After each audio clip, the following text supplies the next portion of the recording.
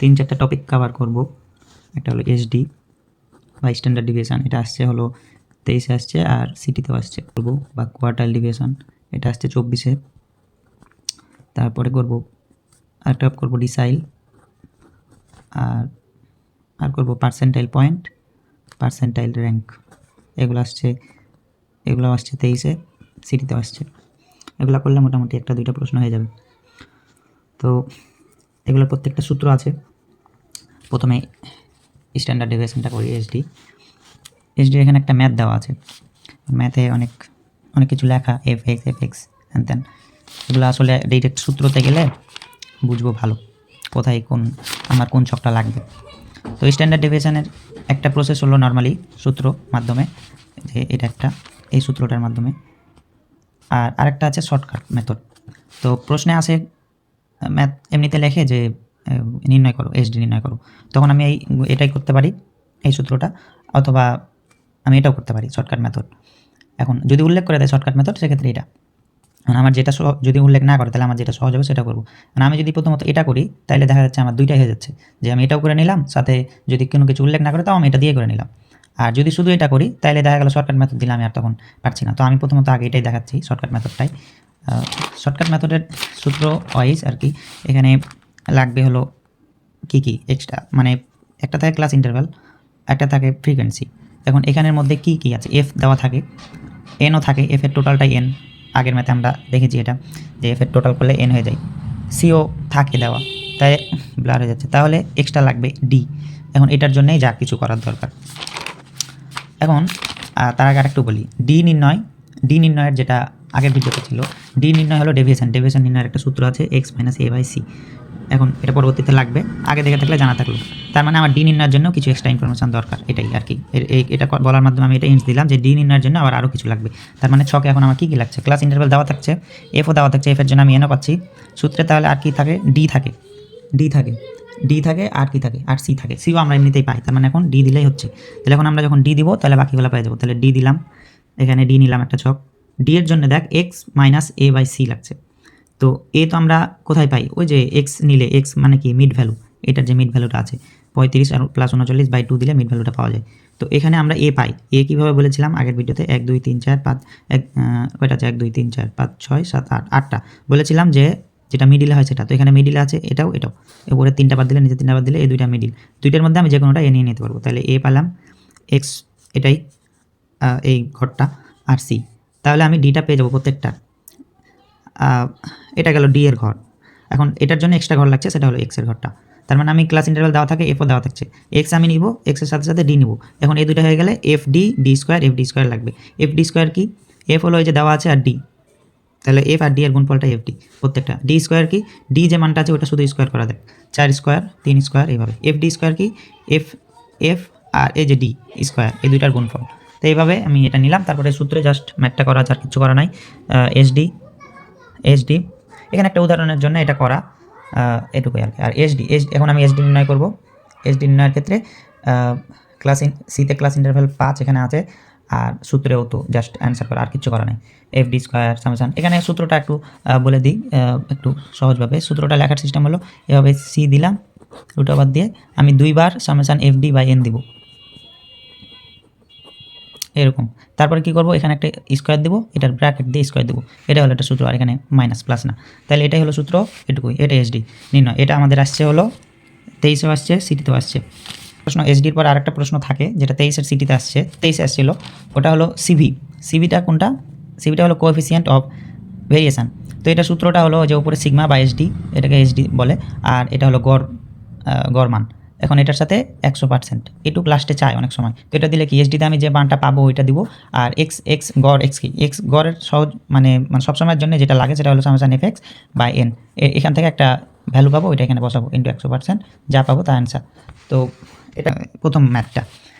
দ্বিতীয়টা QD, quartile ডিভিশনটা সোজাই বলতে গেলে, কোয়ার্টাইল ডিভিশনে তেমন কিছু নাই। এটার একটা সূত্র, কোয়ার্টাইল শব্দটার অর্থ কী, কোয়ার্টাইল শব্দের অর্থই 1/4। তো কোয়ার্টাইল ডিভিশনে কোনো তেমন কিছুই নাই। যদি আমি কিউডি দিয়ে কোয়ার্টাইল ডিভিশন প্রকাশ করি, তাহলে ম্যাথটা হবে এরকম, Q3 মাইনাস সূত্রটা হবে এরকম, Q3 মাইনাস Q1/2, এটাই। এখন এটার জন্য Q3 নির্ণয় লাগবে আর Q1। তো Q1 কোনটা? কোয়ার্টাইল ডিভিশন নামেই মোটামুটি বোঝা যাচ্ছে। সেটা হলো আমরা মিডিয়ানের যে সূত্রটা পড়েছি ওই সূত্রটাই এখানে, জাস্ট একটু আলাদা, আর কিছু না। মিডিয়ানের সূত্র এরকম ছিল না যে নিচে ফ্রিকোয়েন্সি, আমরা এখানে ফ্রিকোয়েন্সি অফ যেহেতু কোয়ার্টাইল ওই জন্য Q চিহ্নটা দিয়ে চিহ্নিত করলাম। ওপরে হবে মিডিয়ানের যেটা ছিল L/2 যেহেতু মধ্যক। এখন এটা যেহেতু কোয়ার্টাইল তাহলে আমরা এটাকে প্রকাশ করতে পারি কোয়ার্টাইল শব্দ তো বললাম যে 1/4, তাহলে 1/4 n, আর n গুণ অবস্থায় আছে, আর PCF ইন্টু সি, এটাই, আর কিছুই না। মানে এখানে ছিল 2 দিয়ে ভাগ, এখানে হলো 4 দিয়ে ভাগ, এটাই। তারপরে যদি Q3 বলে তাহলে L প্লাস নিচে FQ সি, এখানে PCF, জাস্ট এখানে একটু চেঞ্জ, সেটা হলো 3 বলেছে, তার মানে 3/4 n, এটাই। তাহলে এখানে যেটা বোঝা যাচ্ছে n/n, এখানে আসলে কিন্তু L/2 যেটা লেখা মিডিয়ানের, এখানে এভাবে আছে, আসলে এভাবে আছে, কিন্তু আমরা এখানে দেখছি যে 1টা কিছুই না, ওই জন্য 1টা লেখে না, L/2 লাগে। এখানেও ঠিক n/4 লিখলেই হয়ে যায়, 1 না লিখলে হয়। এখানে যেহেতু 3/4 তাইলে এখানে 3/4টা লিখে লাগে। এটা হলো কোয়ার্টাইল ডিভিশন। এটুকু দেওয়ার পরে যদি ম্যাথ দিতে বলে, যেমন একটা কোয়ার্টাইল ডিভিশনের 2024 ম্যাথ আসছিল, ওখানে এখানে একটা আছে ম্যাথটা, ওটা করলে এটা হয়ে যায়। এই যে এটা কোয়ার্টাইল ডিভিশনের ম্যাথ, এই যে দেওয়া আছে ক্লাস ইন্টারভাল ফ্রিকোয়েন্সি আর কিউমুলেটিভ ফ্রিকোয়েন্সি দেওয়ার পরে প্রথমে Q1 নির্ণয় করলাম, তারপরে Q3 একইভাবে এই যে n/4 PCF সি, এই যে এখানে Q3তেও এটা, তারপরে QD দিয়ে ম্যাথ শেষ, এটাই। তাহলে কোয়ার্টাইল ডিভিশন, স্ট্যান্ডার্ড ডিভিশন দুটাই হলো। তারপর থাকে ডিসাইল শব্দের অর্থ কি? ডেক শব্দের অর্থ হলো 10। তো ডিসাইলের মানে হলো এরকমই সব কিছু, জাস্ট ডিসাইলে হয় 1/10 যেহেতু, তাহলে ডিসাইলে হয় L প্লাস, নিচে হবে এফ ডি দিয়ে প্রকাশ করতে পারি, বা যা খুশি তা দিয়ে প্রকাশ করতে পারি নিচে, মেনলি ফ্রিকোয়েন্সি। আর ওপরে হবে 10 বাই, মানে ওপরে হলো n/10 আর কি, আর এখানে PCF, এটাই। এখন যদি বলে যে প্রশ্নটা আসলে এখানে অন্যভাবে হয়, এখানে বলা হয় 7th ডিসাইল নির্ণয় করো, তাহলে তখন কী হবে? 7th ডিসাইল মানে এরকমই, জাস্ট খালি উপরে 7। এটাকে কী বলে তাহলে? এটাকে আমরা বলি থার্ড কোয়ার্টাইল, এটাই তো বলে নাকি? তাহলে থার্ড কোয়ার্টাইল বলে কি n/4, মানে 3n/4। কোয়ার্টাইল শব্দের অর্থ যেহেতু 4, ওই জন্য নিচে 4 দ্বারা ভাগ হচ্ছে। এখানে যেহেতু ডিসাইল শব্দের অর্থ 10, ওই জন্য 10 দ্বারা ভাগ হচ্ছে, এইটুকুই। তাহলে ডিসাইলটা হলো, ডিসাইল গেল। পার্সেন্টাইল পয়েন্ট, পার্সেন্টাইল র্যাঙ্ক থাকছে। পার্সেন্টাইল পয়েন্ট, পার্সেন্টাইল শব্দের অর্থ হলো পার্সেন্ট, পার্সেন্টাইলটা আসছে পার্সেন্ট থেকে, পার্সেন্টের অর্থ হলো 100 দ্বারা ভাগ, একই সূত্র, আর কিচ্ছু নয়। পার্সেন্টাইলে জাস্ট ওখানে যা ভাগ হবে 100 দ্বারা, L প্লাস নিচে F বা যা খুশি তা দিলাম, এখানে সি, FPও দিতে পারি পার্সেন্ট, মানে নিজের ইচ্ছা যেটা খুশি দিয়ে আমি চিন্তিত করবো, জাস্ট খালি ওখানে উল্লেখ করে দিতে হবে যে FQ equal percentile of frequency, and then এরকম। উপরে PCF দ্বারা ভাগ, এখানে যা 100 দ্বারা ভাগ, যা মান থাকবে তাই। আমি যদি PN দ্বারা চিন্তিত করি তাহলে PN, নিচে 100 দ্বারা ভাগ। এখানে ম্যাথ আছে, এটা কতটা আসছে জানি, এটা আসছে 23-এ, আর সিটিতে পার্সেন্টাইল পয়েন্টের ম্যাথটা এই যেটা, এই ম্যাথটা আসছিল এখানে, দেখ এই যে করা আছে পার্সেন্টাইল, এই যে 25 বের করতে বলেছিল। এখন যদি এই যাচ্ছা, এটা হলো পার্সেন্টাইল পয়েন্টের কি বলে সূত্র। এখন যদি 25 বলে, বা পার্সেন্টাইল 25 পার্সেন্টাইলটা বের করো যদি এভাবে বলে, বা একটু দেখাই, ক্যালকুলেট P25, এটা আরেকটা পার্সেন্টাইল র্যাঙ্ক। তো আমি প্রথমে পার্সেন্টাইল পয়েন্টেরটা দেখাচ্ছি। তো এখানে এই যে একইভাবে ম্যাথটা করা আছে, P25 L প্লাস PN, এই যে তারপরে হিসাব করা আছে। এখন যখন 25 বলবে, 25-এর জন্য প্রথমত আমাকে হিসাব করা লাগবে যে এই জায়গাটা, এখানের হিসাব, এখানের ওপরে বাকি হিসাব হবে। তো পি যে জিনিসটা, সেটা হলো যে PN/100, এই হিসাবটা আমাকে করার পরে যে মানটা আসবে ওই ঘর অনুযায়ী এখানে হিসাব নিকাশ হবে। তো যখন আমি 25 নির্ণয় করতে বললো পার্সেন্টাইল পয়েন্ট 25 পার্সেন্টাইল, তখন আমি 25 ইন্টু 200 দিলাম, বাই নিচে 100। 200 কোথেকে পেলাম? আমি যে এনের মান 200, ওটার উপর ভিত্তি করে। তারপর হলো 5th ঘরটা কোথায় আছে? 50-এর ঘরটা আছে হলো এখানে আমরা খুঁজবো এই যে এখানে। তাহলে এটার ঘরের যেটা সোজা L, এটার মান, এই ঘরের যেটা লোয়ার স্কোর সেটাই হলো L। তাহলে এখানে আছে 65, এটা রিয়েল ক্লাস যদিও লেখা নাই, কিন্তু আমি বলেছিলাম যে 65 যদি 1.5 কমে দিই তাহলে সেটাই L আর কি। তো এখানে পাইলাম আমরা 64.5, ওইটার উপর ভিত্তি করে এখানে লেখা। এখানে যেটা আমরা 50 পেলাম সেটাই 50 লেখা। এখানে F এর মান হলো, F এর মান PCF এর মান, আর এটা তার মানে C এর মান দেওয়া আছে, তার মানে PCF আর Fটা কী করলে, এখন F হলো এই ঘরটারই, এই ঘরের F দেখ কত, 26 দেওয়া, দেখো 26, আর লিখবে হলো PCF। এবং PCF কোনটা? PCF হলো প্রিসিড কিউমুলেটিভ ফ্রিকোয়েন্সি। তাহলে আমরা যে ঘরে পেয়েছিলাম 50, সেটা হলো 62, এর আগের ঘরটা। তো নিয়ম হলো যে ঘরে সংখ্যাটা আছে তার আগের ঘর, আসলে আগের ঘর না, ওটা হলো আগের ডিজিট। তো এখানে আমরা যদি খেয়াল করি, এখানে আসলে উল্টাভাবে সাজানো আছে, এটা ম্যাথে এইভাবে দেওয়া, আমাদের এটা খেয়াল রাখতে হবে, আগের ঘর না আগের ডিজিট। তো যখন উল্টাভাবে থাকবে তখন ওটার আগের ডিজিটটা নিচের ঘরে যাবে, নিচের ঘরেই নর্মালি দেওয়া আছে, যেহেতু এদিক থেকে টোটালি করা আছে 2, 2 আর 4 6, 4 আর 6 12, 12 আর 10 22, এভাবে যেহেতু এইভাবে সাজানো আছে, তার মানে 62 ঘরের এইদিকে না এইদিকে আসবে। তো এই কারণে এখানে হলো 62 যেটা প্রিসিড সেটা হলো 36। মেন কথা ওটার চাইতে ছোটো হবে। আগের ম্যাথে আমরা আগের ভিডিওতে দেখেছিলাম যে আগের ঘরটা, তো আগের ঘর হওয়ার কারণ ছিল যে এটা সাজানো ছিল এই দিক থেকে, ওপর থেকে যোগ করতে করতে নিচে টোটালটা বেড়েছিল, এই কারণে। তাহলে আমরা পিসিএফ পেলাম, বাকি সব কিছু পেলাম, ক্যালকুলেশন করা আছে। এটা হলো পার্সেন্টাইল পয়েন্ট।